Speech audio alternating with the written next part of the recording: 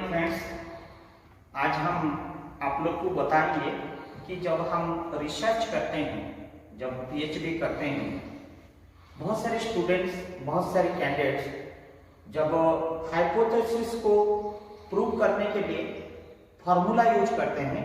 दो प्रकार formula generally candidate लोग जो चूज करते हैं, वो एक होता है चाई स्क्वायर टेस्ट, दूसरा होता है आपका टी स्क्वायर टेस्ट।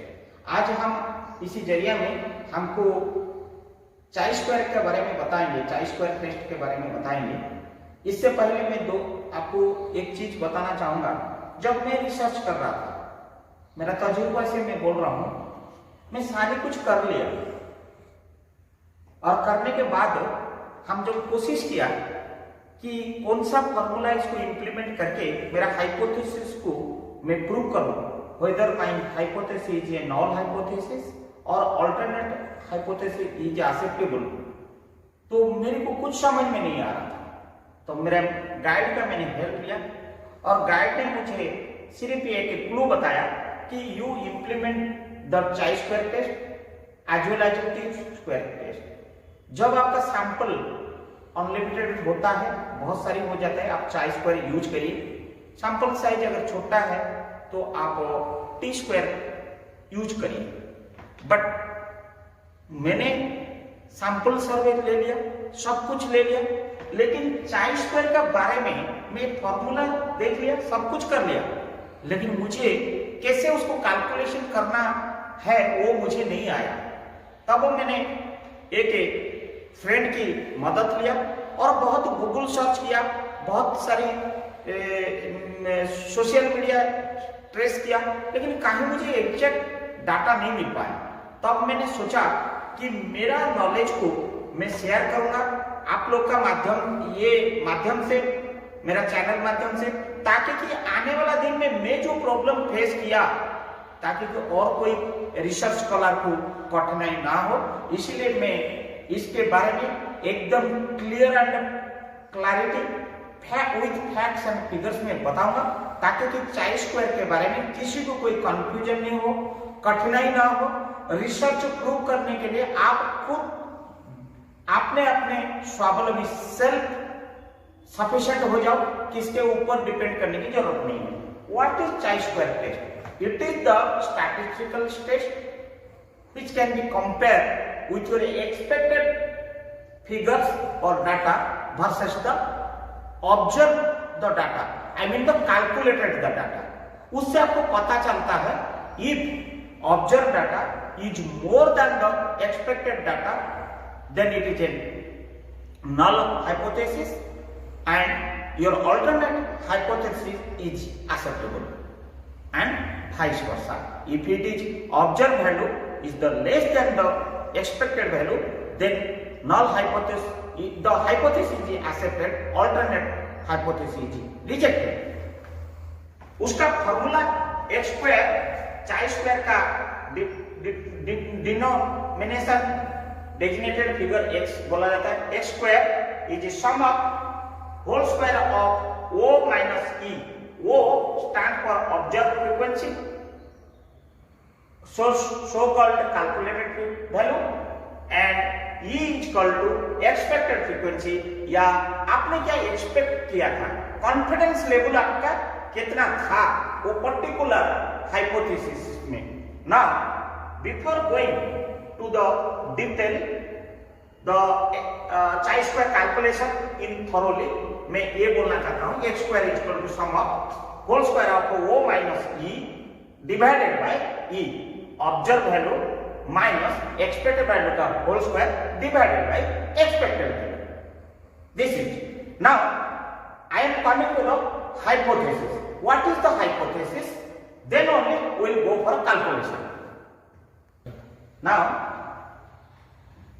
चाई स्क्वायर टेस्ट हाइपोथेसिस, जो चाई स्क्वायर जो टेस्ट हमने यूज कर रहा है, मेरा जो हाइपोथेसिस है, there is a significant difference between level of education of the respondent and the level of awareness about the energy conservation। माने मेरा एनर्जी कंजर्वेशन के बारे में रेस्पोंडेंट वर्सेस क्या level of education and conservation, ये मेरा एक हाइपोथेसिस है, एक एग्जाम्पल। उसको मैंने चाई स्क्वायर टेस्ट में कि प्रूव करना चाहता हूं कि different, there is a significant difference between level of education of the respondent and the level of awareness about the energy conservation। ये मैं प्रूव करना चाहता हूं।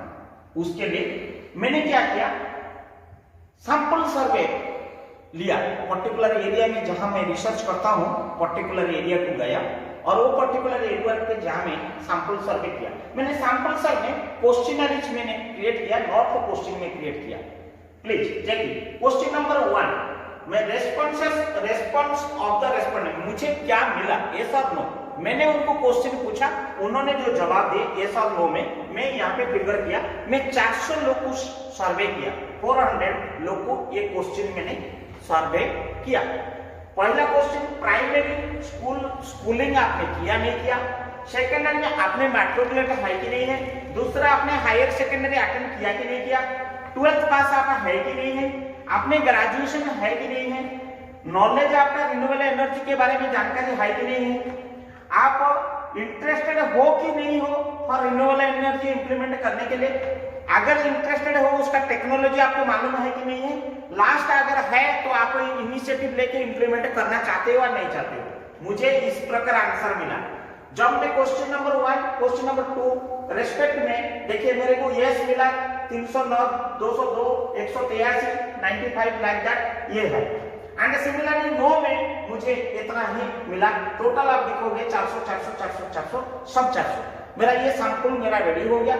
मैंने जब गया कि चाई स्क्वायर इंप्लीमेंट करने के लिए मैं आप लोग को बोला था कि X square is equal to sum of E minus नहीं O minus E whole square divided by ई।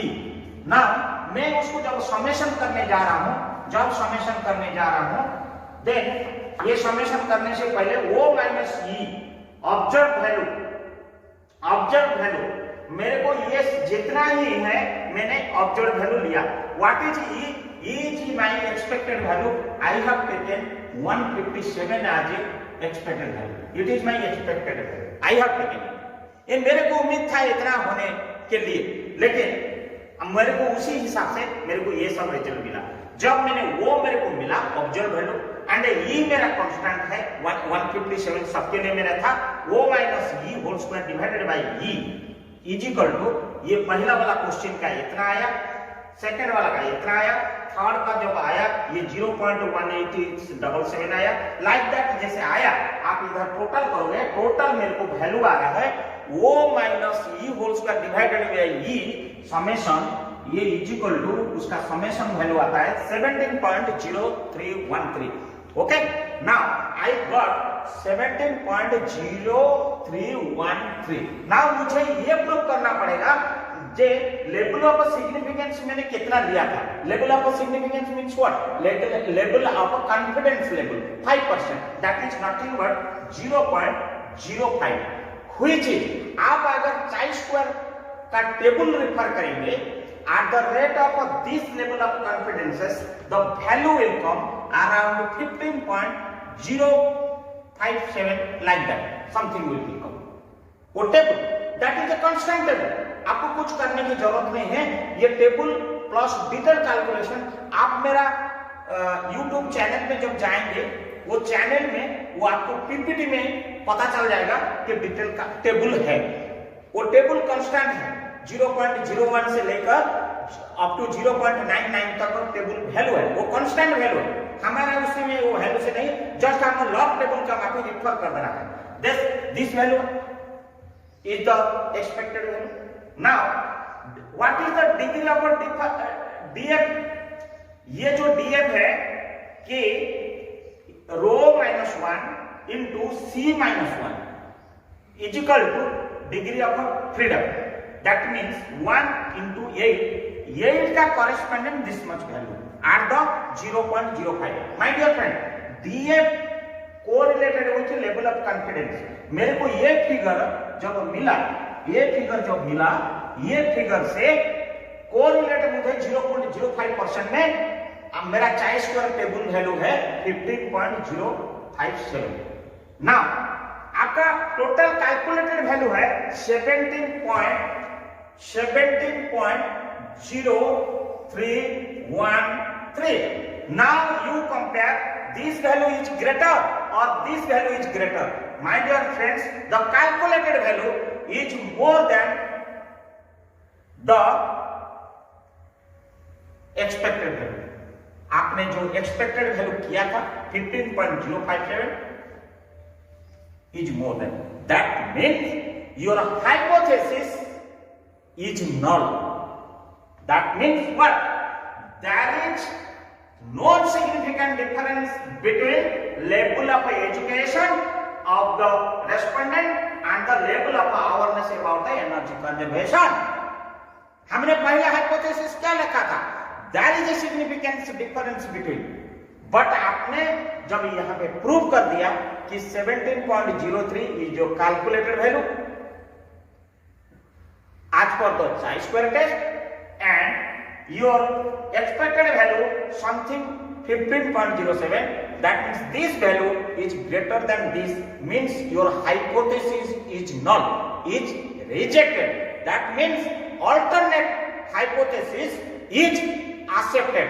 अगर ये रिजेक्ट हो गया देन मीन्स दैट इज जी के जगह में आप नो लगा दीजिए, means alternative is there is no significant difference between level of education of the respondent and level of awareness about the energy conservation.